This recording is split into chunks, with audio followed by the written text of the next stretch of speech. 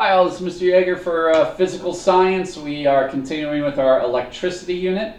You hopefully just watched the electrostatics video, and now we're looking at current electricity. We're looking now at the flow of electricity and what's involved. We are looking at some of what we're going to be measuring in the electricity: current, voltage, and resistance. We're going to look at circuits a little bit. And then we're going to look at some other properties of circuits as well, like direct current and alternating current, and what that means. So quite a bit of terminology, a little bit of math involved as well. So here we go. So first, to kind of review, get that thing out of the way. First, to kind of review, electricity. We kind of brought this up in the electrostatics unit. Electricity is the flow of electrons. Okay, so electricity does have a negative charge to it. It's a flow of electrons moving through a substance, through a wire. Okay, that's versus static electricity, which we already talked about as the accumulation of charge, the holding of the charge. So electricity allows it to move, static doesn't. And then in both cases, though, they do create this electric field, which will create a force on other charged objects, either a repelling or attractive force. But because we are talking about charged objects, we do create an electric field around the object itself. Okay? Sorry, some of this PowerPoint kind of like skips through the beginning, the last slide, last part there. Okay? So opposite charges attract, like charges repel, and that's basically what the little drawing is that pops up right there. Okay. So let's get moving. So first off, what are we going to measure about electricity? Let's get a little bit more detail about what electricity is and what we're going to measure. All right. So one more time, electricity is the flow of electrons. All right. And there are three things that we will be looking at that can affect the flow of these electrons, of the electricity, and that is current, voltage, and resistance. These are the three things we can also measure. All right, we have materials, we have equipment that can measure current and voltage, and then we have a formula that can help us calculate resistance. So first off, current. What you're going to see up here is I have the symbol for current that's in the formula. The symbol for current, I know it's weird, is the letter I. All right, that's the symbol for current. The symbol, not the unit, the symbol for it. What is current? Current is essentially the flow of electrons. It's how much is passing you every single second. All right. It is basically if you want to think of it, it's not necessarily the speed, but it's essentially related to it because it's a rate. All right. It's the speed that the electrons are passing. How many are you seeing pass every single second? And so we measure that in what's called an ampere, which you probably have heard before. A lot of people just abbreviate it to amps. All right. The unit for it is, or the symbol, the abbreviation for the ampere is the capital letter A. So the current is measuring how much is going by you every single second. That is essentially how much charge is moving past you every single second. So I always like to use it with the analogy of, if you look at a stream or a river, how much water do you see passing every single second? That is the current in the river. All right. Same thing goes for electricity. The current, how many electrons pass, that's the current in the wire. The current that is being created in the system. All right. Just so we're clear with the symbols and everything, I would say something like this, where I'd be like I equals 10 amps. So the current equals 10 amps if I wanted to measure out the current. All right. Voltage, also known as voltage difference. All right, which you might see it that way. Or potential difference. Let me write that one too. It's also sometimes called potential difference. All right. Voltage is what I would consider as the force that causes the electricity to flow. All right. You need something to drive those electrons to want to move from one spot to the next spot. I mean, if you think about it, all the electrons are negative. So the thing is, they would all be repelling each other all different directions. But when I have electricity, all of those electrons move in the same direction, every single one of them. So there must be some sort of pushing force, some sort of drive that is making all those electrons want to move that way. And we call that the voltage, the potential difference. All right? So the symbol for voltage in a formula, that's nice, it's V. So that one makes nice, easy sense. Okay? We will see that electricity will always travel from high to low voltage. All right? It's like in biology where like water or cells, the chemicals inside cells, they always want to travel from high concentration to low concentration. Electricity always goes from high to low voltage. All right? Voltage is measured in volts. So again, this one is pretty obvious. Even if you're like, okay, I don't know which one current is now, voltage is volts. You're not going to make that mistake. But again, I like to use the word association for each of these things. Current is flow, voltage is force or push that is going. Okay? And again, sorry about that. Basically what I'm trying to show there is like a little waterfall. All right? If the river is running downstream, the steeper the incline that that water is running, the faster it will, the greater push there is for that water to flow.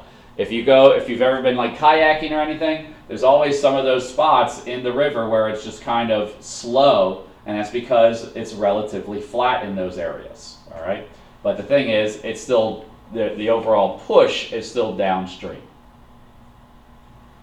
The last thing to measure, resistance. Symbol for it is R. So again, voltage and resistance have very clear symbols. So current must be the weird one, I. All right. Resistance, as the name implies, is the opposition to the flow of electrons. All right. So the opposition to the current, it's what's blocking the current. So in a river, that would be like the rocks and the boulders and the branches and the trees and stuff. Maybe it's something that's creating a dam. That would create resistance to the flow. Resistance is measured in a unit called the ohm, which has the symbol omega. So you actually write resistance equals 10 ohms, and that's the symbol for it, omega. In the end, what does the resistance actually do?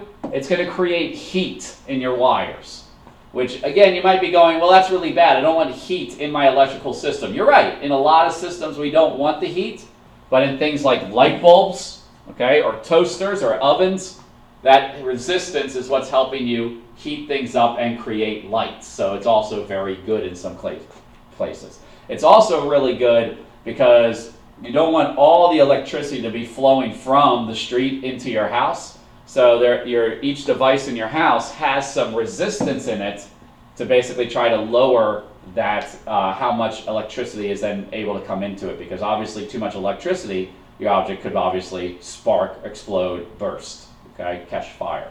So we don't want that. All right. Yep. All right. So the thing is, what allows, how do I know whether a substance will allow electricity to flow or not? You've probably heard of these terms. Conductors. Conductors are things that allow electrons to move easily. All right.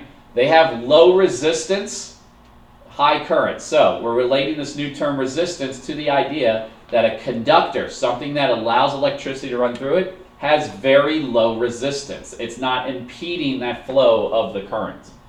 Most metals are basically good conductors. Now, there's exceptions to that, but as a generalization, all right, we're basically saying metals are good conductors. The opposite of a conductor is an insulator. They prevent movement of electrons. They have very high resistance and low current. And again, this is another little thing with the PowerPoint for whatever reason.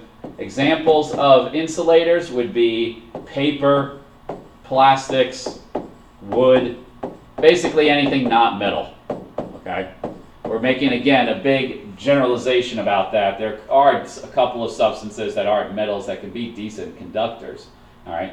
But overall, the majority of insulators are not metals. Okay, rubber would be another example. So you can see my pictures over there. Basically, things that are metal are good conductors. Things that are non-metal are bad conductors. Or not metal, I should say. Not metal. Okay. So how can I try to manipulate then this resistance? All right. So what if I want to control the resistance? How can I try to change in an object, like even in a conductor and insulator, how can I maybe increase or decrease that resistance? There's a few ways to do it. The first way is with temperature. Okay? If you increase temperature, you increase the resistance. So I want to give you an idea as we're kind of going through this, all right, as we continue. Another analogy. Basically think as electrons as zooming down a freeway, zooming down a highway. Okay?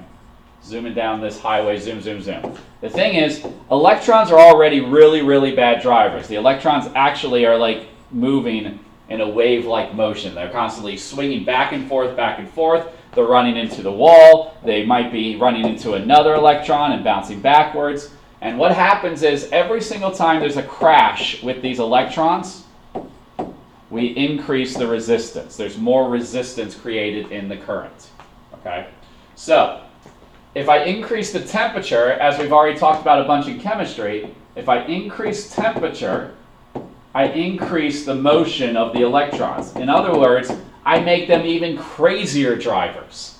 And so if I increase the temperature, these things are now kind of going over and all going crazy back and forth as they're going down this road, and it's constantly slamming into things, and that can cause more friction, more resistance between the objects, and that's not very good for the current. All right, that's why when your phone gets hot, you might see that it slows down even more, because the other electrons can't get by this traffic jam.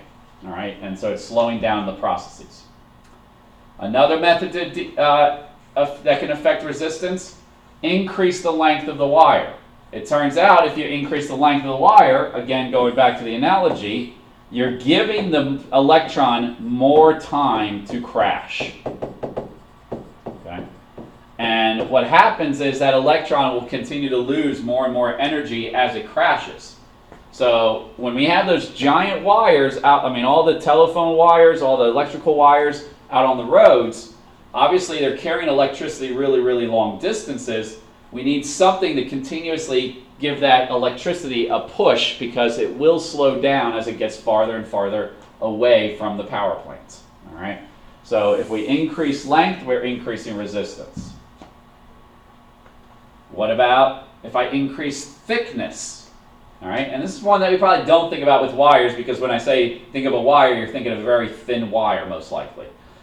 But we can create these giant cables. All right, there's huge cables that are underneath the ocean that companies have laid to transfer electricity from one place to another. All right, if we use very, very thick wires, this will actually decrease resistance, because it's the idea of going from a one-lane road to a two-lane road, okay? Which now this is not a barrier in between. It allows that electron to have more space to move, and therefore will hopefully decrease crashes.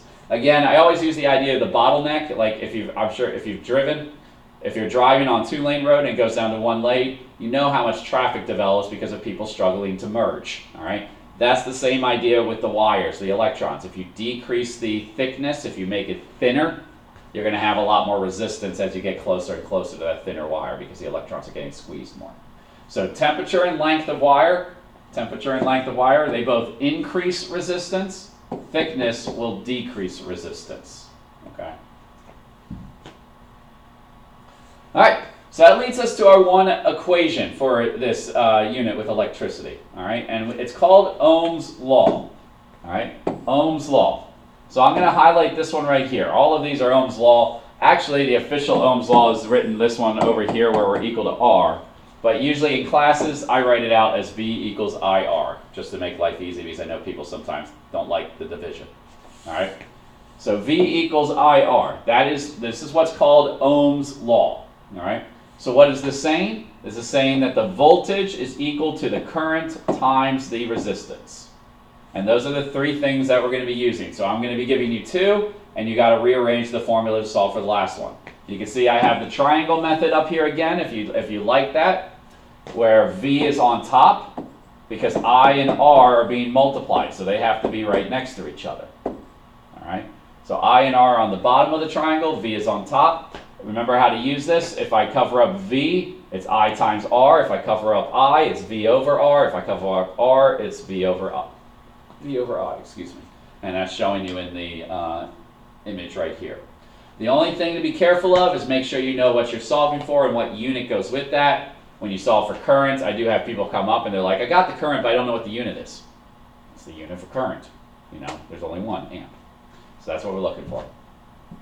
So here's a couple practice problems. If a wire has a current of 10 amps with a resistance of 2 ohms, what is the voltage? So I'm given the current, so this is I is equal to 10 amps. Resistance is equal to 2 ohms.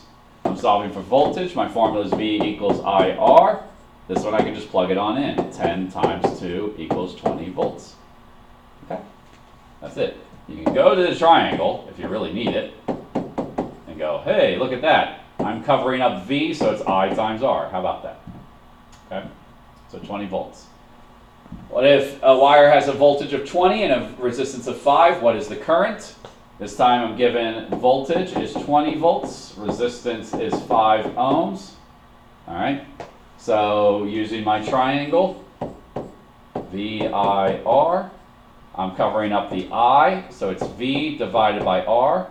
So I equals 20 divided by 5 equals 4 amps. There you go. And that's it. All right, nothing too special with that formula. All right, so that's the first section on electricity, measuring current, resistance, and voltage. Current's the flow, voltage is a push, resistance is the opposing force.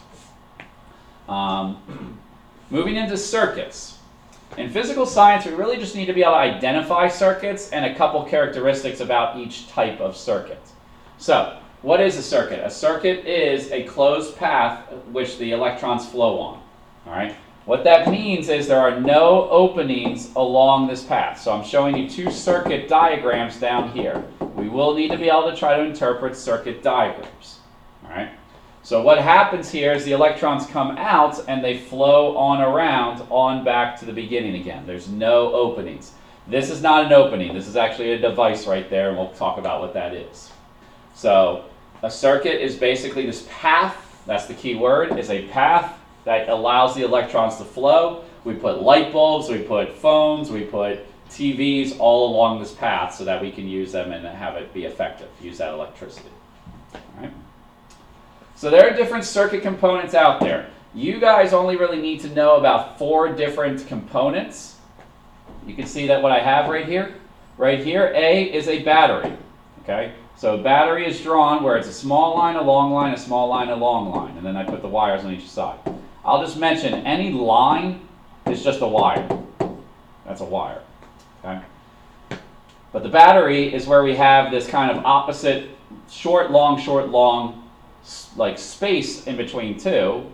And this, a battery is obviously where a circuit gets its power.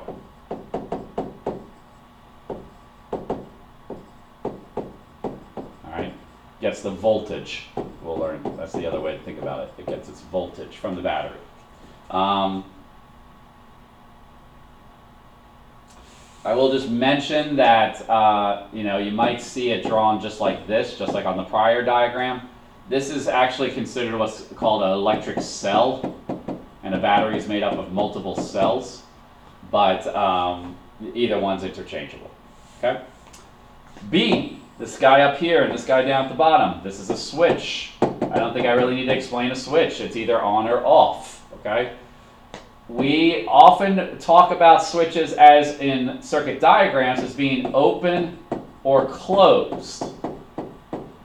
Right now you see what's called an open switch. Open means off. Closed means on. Because the idea is you have now left a gap right here so the electrons can't flow. The thing is, we always draw switches as open so that we can see them, but the idea is that they can close and then the electrons just flow on by. But obviously, switches help control whether you have the circuit on or off. Open is off, closed is on. C is a light bulb. Not really anything to say about that, but look how it's drawn. Okay, it's kind of this fancy looking little cursive M. All right, a loop-de-loop. Make sure you draw it correctly as needed. And then the squiggly lines down here are called resistors. right? Obviously they have resistance, but the electricity still flows through them. So if we need to identify anything on it, these are your 4 main components, including the wire, if you want to say 5 main components, that you need to be able to identify and go, okay, what type of circuit do I have? So what are the 2 types of circuits? Oops, sorry, here we go. Before I get that, I thought I jumped a little bit. So when is circuit on and off? I went over this on the other slide. When does that light bulb turn on? When the circuit is closed. All right, closed means on. When the circuit is open, open is off. I know some people can get confused on that because people are like, hey, you know, if the store is open, the lights are on, but the idea is it's the opposite on this one. Okay, open means the electrons can't go anywhere. We need a closed path in order to have the circuit work. So closed is on. All right, now we're getting to the types of circuits. There are 2 types of circuits out there. There are series circuits and what are called parallel circuits. So what I have here, and on the diagram on here, this is what's called a series circuit. A series circuit is where there's only one path for the electrons to go. There's one loop the whole time. All right? Now, one very bad thing about a series circuit is if you cut this wire anywhere, you will stop the flow of the current. You will open the circuit up. So this is the bad thing about a series circuit. The good thing about a series circuit is there's not that much, like, I mean, it ends up having, I think it's a very low power involved with it. All right. But I mean, it doesn't involve very much. Yeah, I think it's power. I think it has a very low power to it. And that might be useful if we want to not use that much power in our circuit. But if we cut it anywhere, everything goes out. Okay? Examples are Christmas lights and small toys. Now, a lot more Christmas lights have gotten better to be a little bit more parallel. But the old Christmas lights were basically if one shuts off, it shuts everything else off if it breaks the circuit. That's our classic example of series. All right? The other main fact that they love to ask about in physical science EOC is what happens if you add more light bulbs. If you add more light bulbs to the circuit, all the lights will get dimmer. Okay, you'll get dimmer and dimmer and dimmer lights. All right, and it's because they all have to continue to break up how much power each one gets. The voltage for each one will decrease, and therefore it decreases the overall power that creates the lights. So all the lights get dimmer when we add more light bulbs to a series circuit.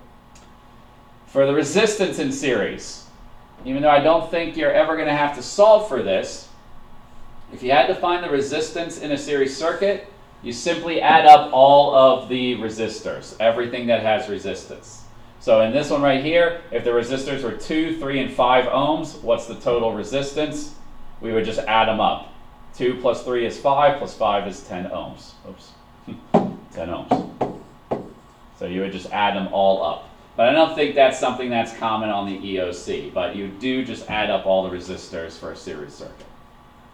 In a parallel circuit, this is where you have multiple loops, all right? Where basically the electrons reach this point. This is called a junction. And now the electrons can either go to the right or continue going up. They reach another junction, they can go up or to the right. When they reach the other side, everything has to go one way. Electricity, electrons have to travel one way the whole time. They cannot come back along a path that we already said is moving to the right. That's not allowed. Okay? Electrons can only move one way the entire time, but in this case, they have multiple loops to move over. The big advantage of parallel, if you cut the circuit somewhere, it depends on where you cut it, it will hopefully leave everything else on. So if I cut it up here where I have it marked, only the top light bulb or resistor would be turned off, would be cut out. All right? So this is how basically your houses and everything are wired. I mean, I hope so. That would be terrible if it's not, because obviously if one thing goes out, the whole house goes out. All right? But if something happens in one room, the rest of the house continues to flow. Okay? Obviously, we kind of have a mixture of series and parallel circuits to our neighborhoods. It's the neighborhoods out on the roads are all parallel circuits, are all like their own parallel loop. It's possible for one loop to be cut off. Okay, if I cut this off near the bottom, all three of these will go out. So that's where if your whole neighborhood loses electricity, the power has broken out in front of where the electrons start flowing into your neighborhood. You might even have the situation where, you know, one side of the street is on and one side of the street's off. Again, it just depends on where that break occurred. Okay? With parallel circuits, if you add more light bulbs, all the bulbs actually stay the same brightness. All right, so that's another advantage of parallel circuits, where you can keep on adding light bulbs and all of the light bulbs get the exact same brightness. You don't increase or decrease the brightness. To find the resistance in parallel, it's a little bit more complicated formula involving the inverses of all of them, but we're not really going to do that. Okay? All right, so that's circuits. So a couple more things though, all right? You probably have heard of a surge, an electrical surge, all right? When we have an electrical surge, that basically means there's too much current running to an appliance, and if that happens, usually it will break the appliance. If it's really bad, it can create a fire, all right? Especially getting into Christmas time, you always hear people having these fires over Christmas, and hopefully nothing ever happens to anybody, but this is because maybe there's too much electricity to one thing, or there's a surge that hits, and all of a sudden it's too much, and it starts creating too much heat and actually creates a fire. So that's a surge, okay? The thing is, your houses, your cars, and your devices usually have something to help stop it. One thing we have is called a fuse. A fuse is an object with a higher resistance, and when a surge comes, the fuse will get hot, it will melt and break the circuit. All right?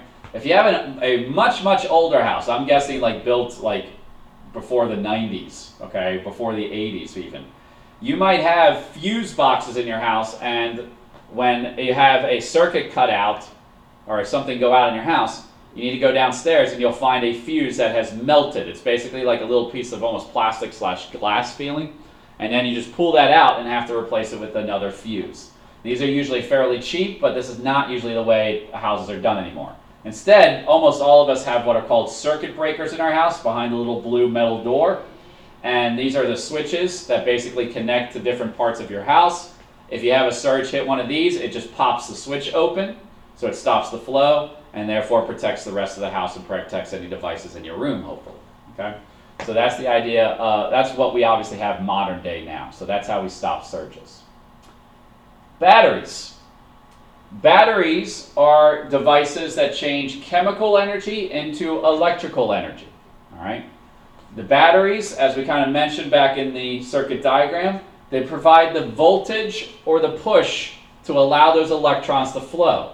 What the battery actually does is it creates what's called a voltage difference. There's a huge excess of electrons on one side of the battery, a huge loss of electrons on the other side, and what happens then is any electrons in the wires are really repelled from the negative side, negatives repel, and then attracted back to the positive side of the battery. All right? So that's why those electrons flow. There's actually a repulsion and an attraction that the electrons then are driven around the wire to make it obviously then go through a device like a light bulb and work. Okay? Electrons will always flow from the negative to positive pole on a battery. Again, repelled from negative, attracted to positive. There are two types of batteries out there. We have what are called dry cell batteries. These are the ones that AA, AAA, D batteries and so forth. All right, they're your standard battery. They contain like this paste inside that what we, it's like what we have battery acid. Okay, it's acidic as well. But those, we just have to know these two terms. Dry cell batteries is your standard battery. Wet cell batteries are these larger box type batteries. And if you open them up, car batteries, there's actually a liquid inside of them, all right?